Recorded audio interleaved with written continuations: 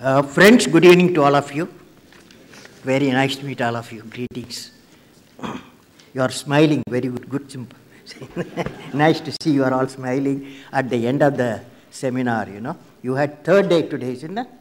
Still, your spirit is very high. Congratulations. Okay. First, I would like to greet respected friend, Vice Chancellor, Indira Gandhi National Open University, and Professor, that is Professor V. N. Rajshekhara Pillai, Mr. Dr. M.P. Narayan, Dr. Lempo Thakur, and Dr. Taizir Al-Nomi, and Dr. Ravi Gupta, and all of you friends, my greetings.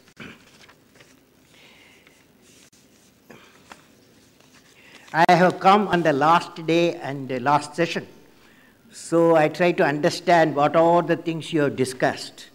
And would you like to say what important thing you got it? No, you don't want to say. Don't want to say that? Any one of you? One good thing you got today after all the meetings. Yeah. Education, that's the message you got. Education is happening. Okay, very good. Very nice. Yes. Anybody else? Just like that? Yeah. Eh? Huh? Anyway, what I understood from various proceedings, I am sure all of you had a very fruitful discussion during the last 3 days. From the face, I understand that.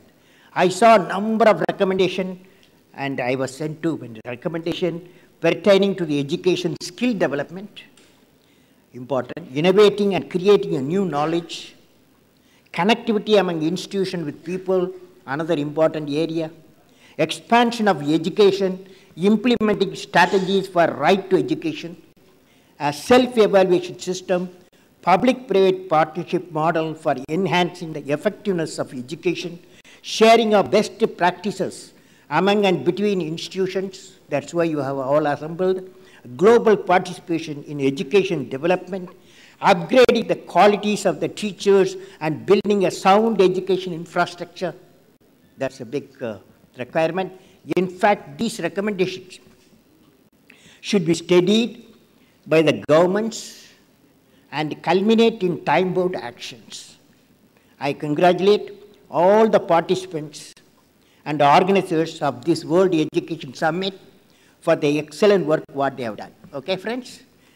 Now, particularly, I went through some of the papers present in the summit. The organizers sent me some papers. And they indicate considerable research is going on throughout the world for improving the quality of education provided to the youth. Particularly one paper I saw, Mr. Peter Moselius and his Mr. Peter Moselius and his co-authors have studied the impact on formal learning in primary school education by providing 1 laptop per child. And this is equivalent to one system. Somewhere in village in Bangalore, in Karnataka, I saw the school, primary school got the computer, the number of computers, and the dropouts it is reduced. The team has found out there has been a noticeable impact among the student on formal learning in subjects like mathematics and English through this process. It's a good point, and we must learn that. There is another paper presented by Debashish Mondal and Subhadas Malik, and on the topic Beyond Pen and Paper Test. Who is that? Is here? Beyond Pen and Paper Test. This paper proposes a project-based evaluation system at the primary school and at middle school level where a child is rewarded for multiple intelligence. I like this idea. We have to find such innovative techniques for the evaluation which is not creating a threatening environment for the student as it happens today in the board examinations. Okay, friends, with this, I will go to the topic what I am going to talk to you. I am delighted to give the keynote address at the final session of the first World Education Summit organized by the Indira Gandhi National Open University, Center for Science Development and Media Studies and Gillette Techno Media Private Limited. My greetings to all of you. I particularly greet the distinguished guests who come from various countries to participate and share their views in this World Education Summit. I am happy to know that the summit has become a single platform for discussing all aspects of school education, higher education, skill development, and vocational education needed for the empowerment of societies where all the stakeholders concerned with the development of education are present. I am sure the deliberation of the summit has resulted in evolution of policies, tools, and methods of learning for realizing the goals of education for all in a time-bound manner. I have a message for the summit participants. While India should be open to sharing of expertise and the experience available in many nations, it should be remembered that it has 600 million youth, and hence Indian policy on education and training has to be to walk on its own shadow. Because we have to manage 600 million people education. That means India has to evolve a unique system of education with employability as focus, instead of production of a large number of graduate secondary school personnel. This approach of education is also applicable for distance education programs of the nation and other nations. Hence, friends, I would like to share a few thoughts during this validity session on my subject of discussion in the next 15 minutes. Education system should generate employment generators and not employment seekers alone. This is the topic. Is it okay? This topic is okay? You like it? Only if you say yes, I will do. Okay. Okay. Now, first I am going to talk to you the employment and education. Presently, our university education system is contributing 3 million graduates and postgraduates every year. And 7 million students after their secondary school education.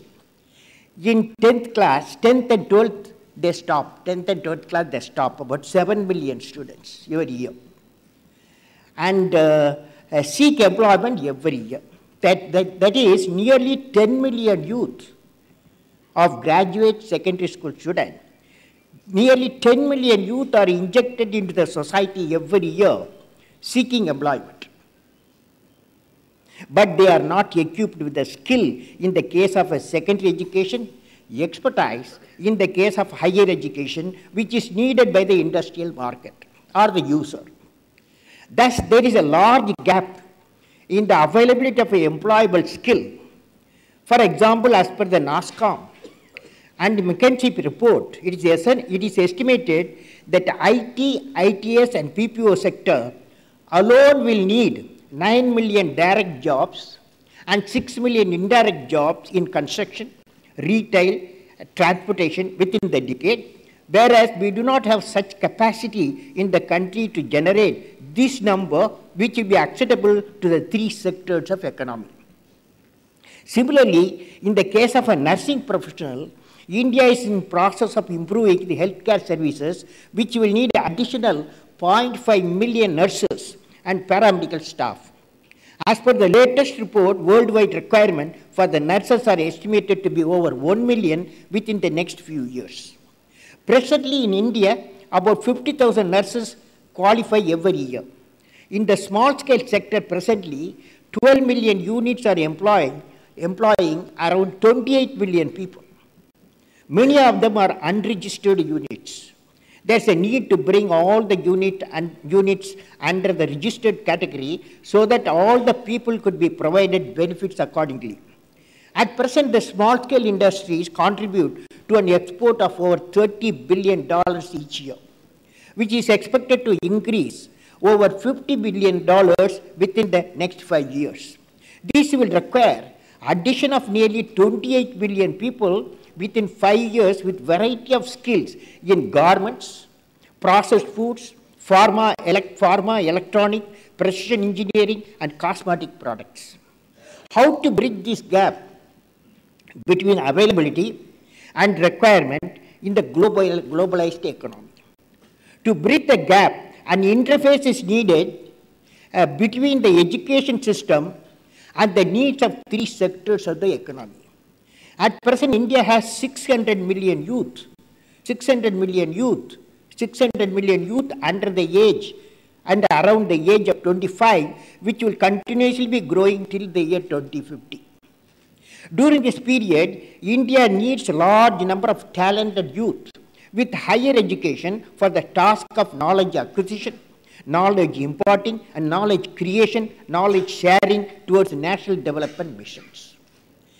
The next area I thought of talking to you, what is called global human resource cadre. I am proposing this, global human resource cadre.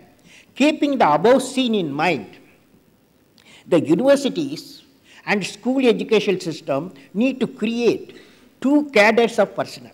Number one, a global cadre of skilled youth with specific knowledge of special skills. Number two, another global cadre of youth with a higher education with special expertise. These two cadres will be required not only for powering the manufacturing and service sector of India, but also fulfilling the skilled human resource requirement globally. Thus, the universities and secondary school education system will have to work towards increasing the throughput of the university education system from the existing 11% to 15% by the year 2015, 20% by the year 2020, 25% by the year 2025, and 30% by the year 2030. The graduates who come out of the universities need to have a specialization linked to the employment potential in all the three sectors of the economy.